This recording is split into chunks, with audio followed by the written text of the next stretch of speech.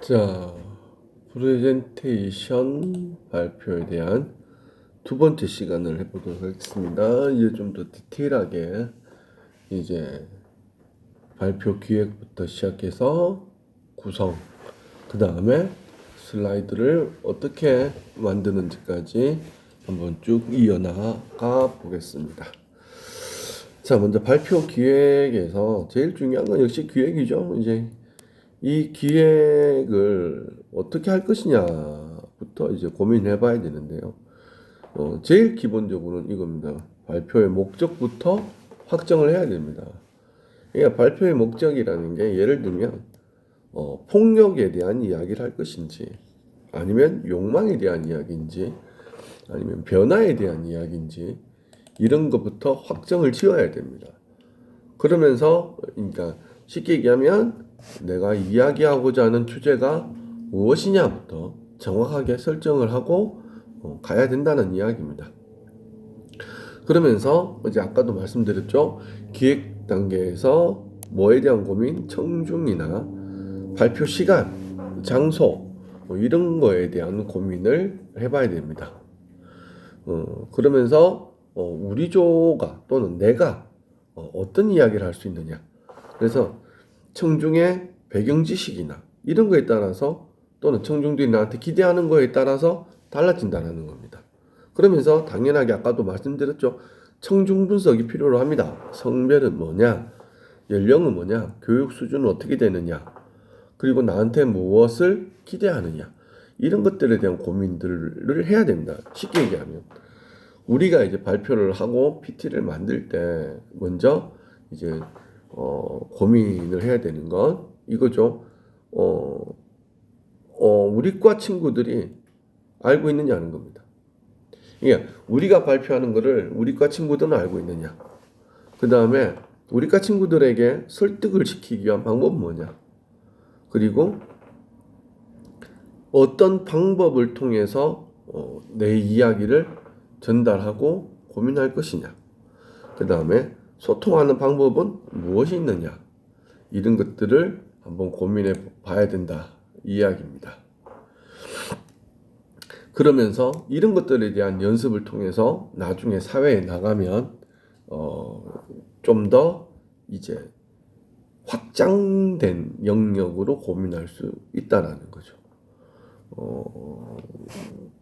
확장된 영역이라는 건 사회 안에서 나갔어도 회사 안에서도 발표를 할 때 발표를 듣는 사람들이 다양한 집단입니다.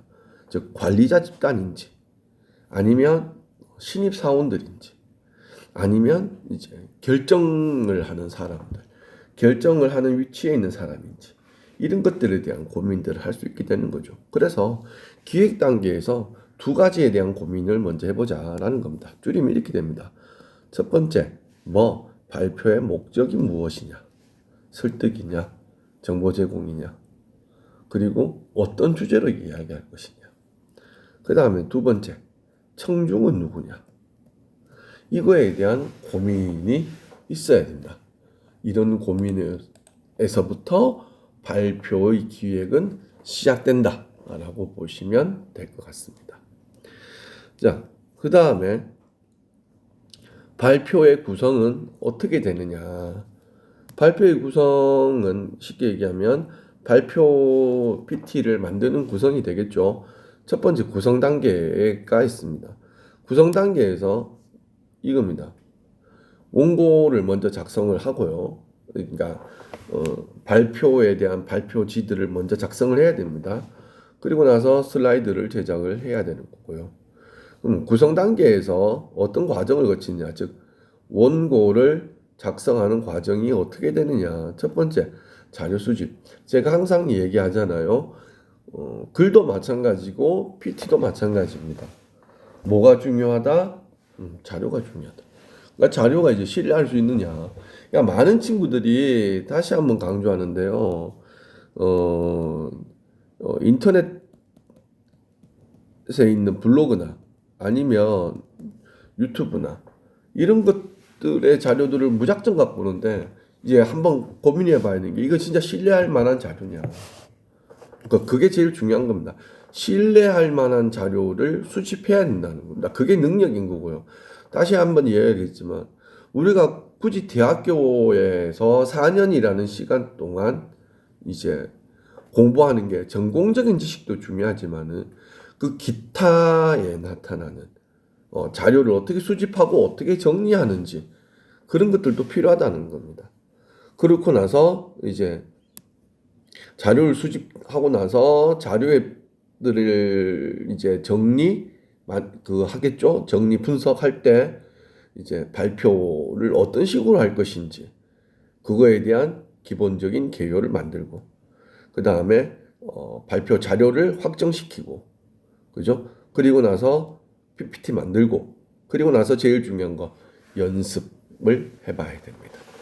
그 연습하는 과정들 이게 이제 하나의 구성 단계로 들어가야 되는 거죠. 그러다가 예행 연습해보고 그리고 굳이 이제 제가 여기서 한 가지 더 말씀드리는 거는 굳이 이걸 하는데 왜 팀으로 발표를 합니까? 라고 얘기하면 항상 얘기하는 거죠. 내가 몰랐던 거, 내가 안 봤던 거 또는 내 영역에서 벗어나는 것들을 다른 사람들이 채워줄 수 있다. 그러니까 여기서 다른 사람이라는 건 다른 팀원이 되겠죠.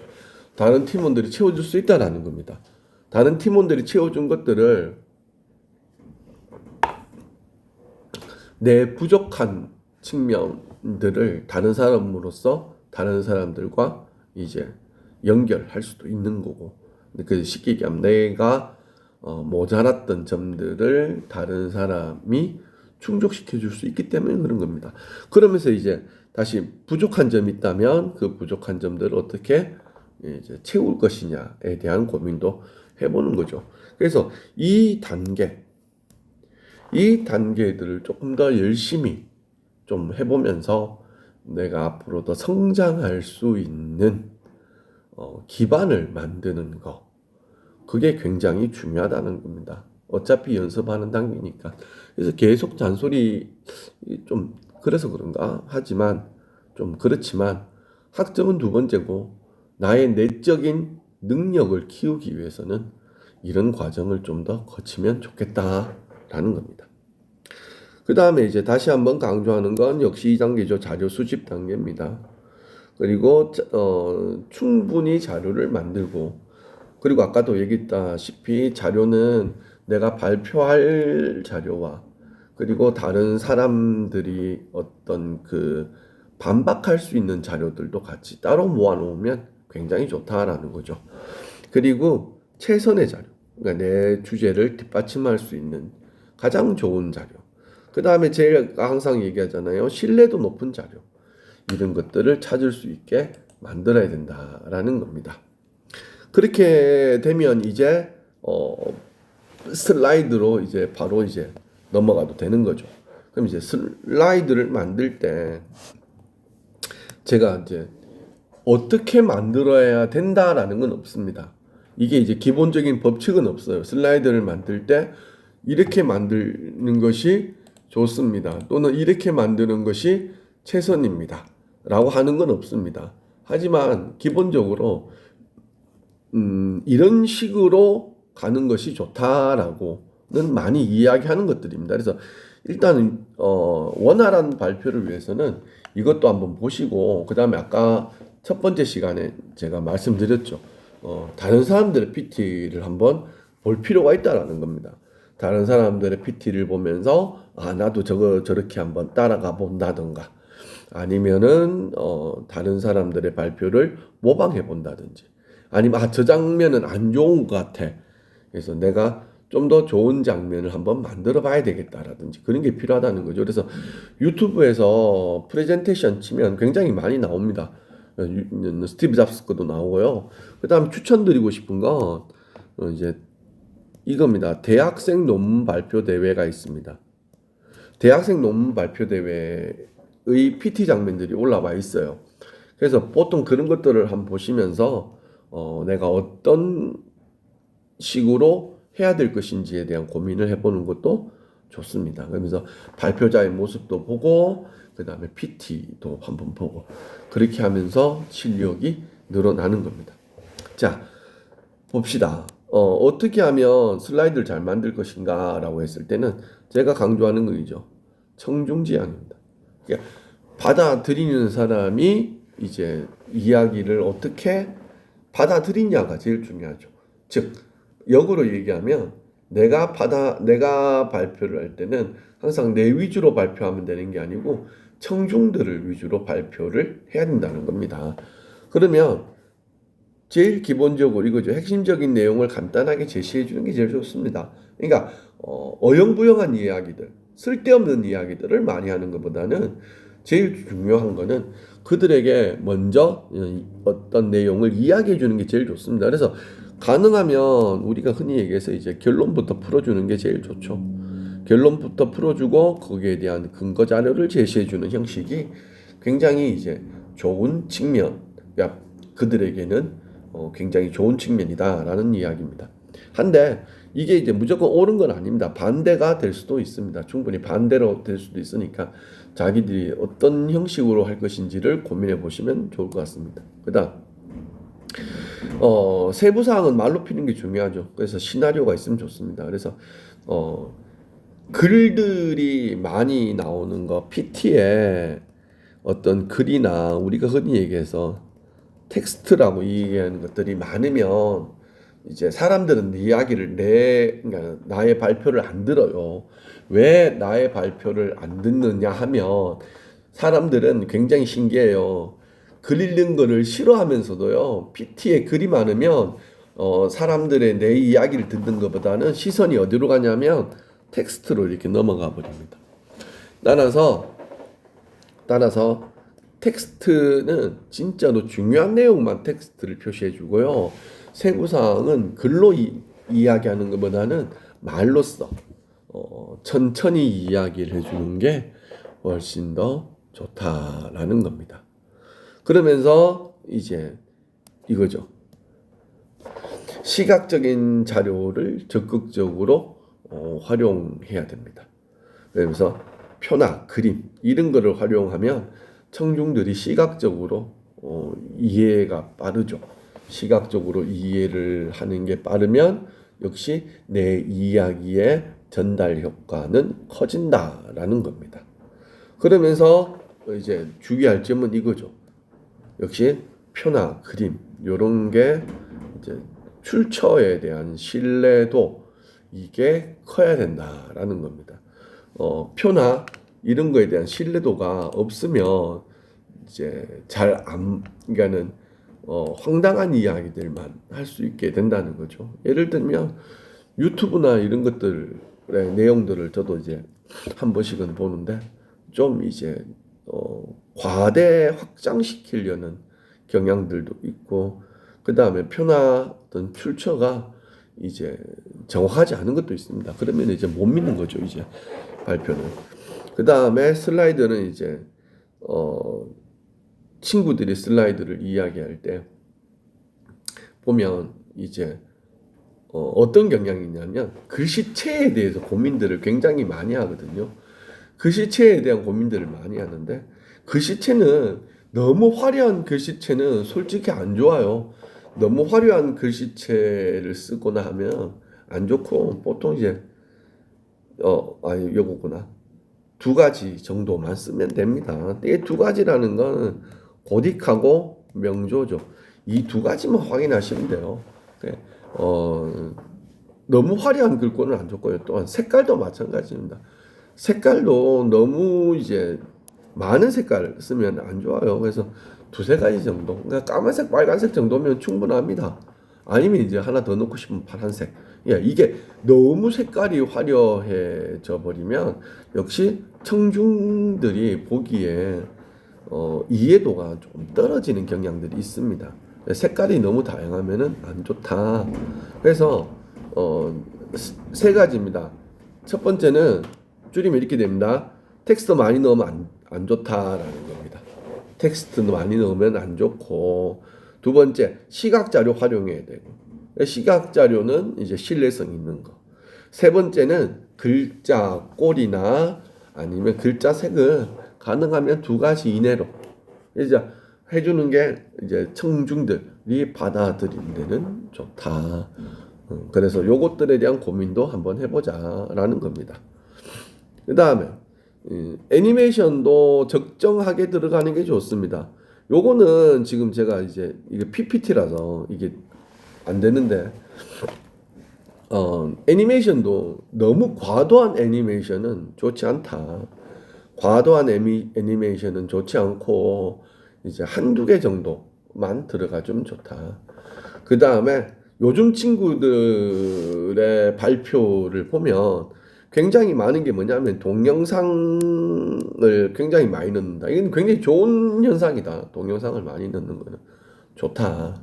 근데 이게 여기 있죠. 적절한 시간 안배가 필요하고, 즉 10분 발표를 하는데 동영상이 5분이다. 그러면 어떻게 되겠습니까? 발표하는 사람의 이야기보다는 뭐가 동영상이 주를 이루죠. 그러니까는 발표가 끝나고 나면 친구들이 어떤 이야기를 하냐면 주로 이런 이야기를 하죠. 주제가 뭔지를 모르겠다라는 이야기를 굉장히 많이 합니다. 그렇게 되면 발표를 한 목적이 상실되죠.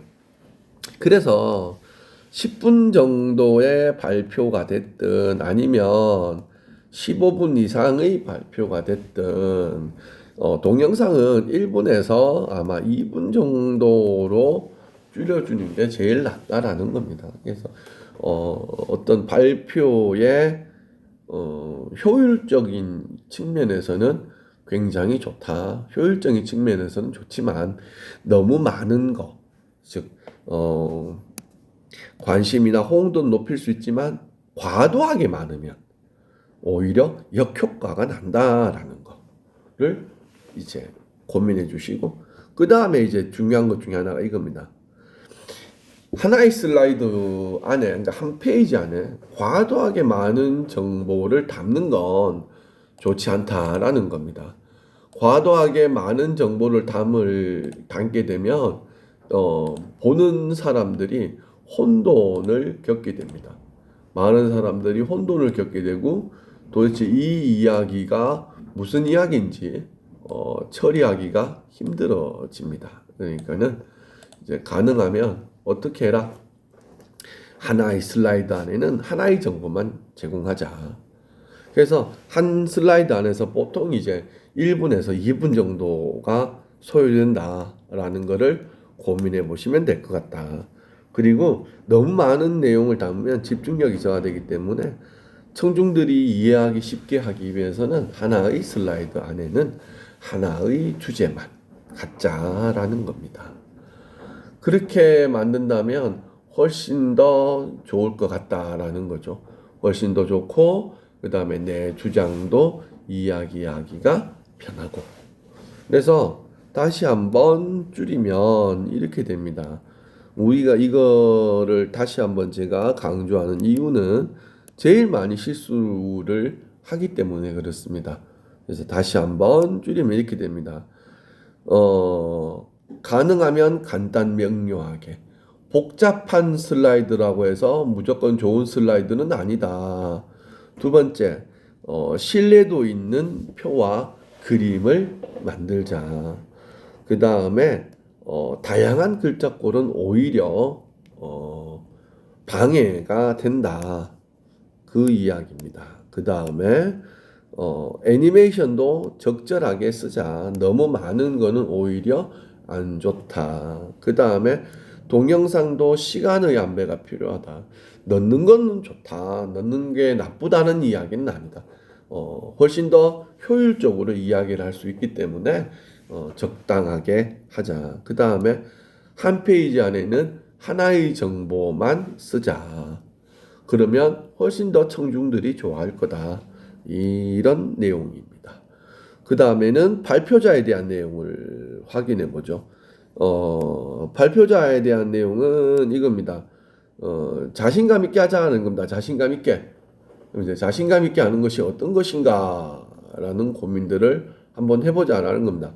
그래서 최대한 정중한 말씨를 쓰자. 이게 친구들이 발표를 한다고 해서 굉장히 이제 뭐 친근감 있게 반말을 하거나 하는 친구들이 있습니다. 오히려 안 좋죠. 그건 오히려 안 좋고, 가능하면 우리가 흔히 얘기해서 경어체라고 얘기하죠. 높임말을 써주는 게 좋습니다. 그 다음에 요거는 제가 넘어간 이유가 이겁니다. 격식을 갖춘 표준어를 쓰자라는데 가능하면 쓰는 게 좋죠. 근데 역시 이것도 이제 청중들을 향해서 본다면 이제 좀 가변성이 있을 수는 있습니다만 가능하면 표준어 또는 정확한 단어라고 제가 바꾸고 싶습니다.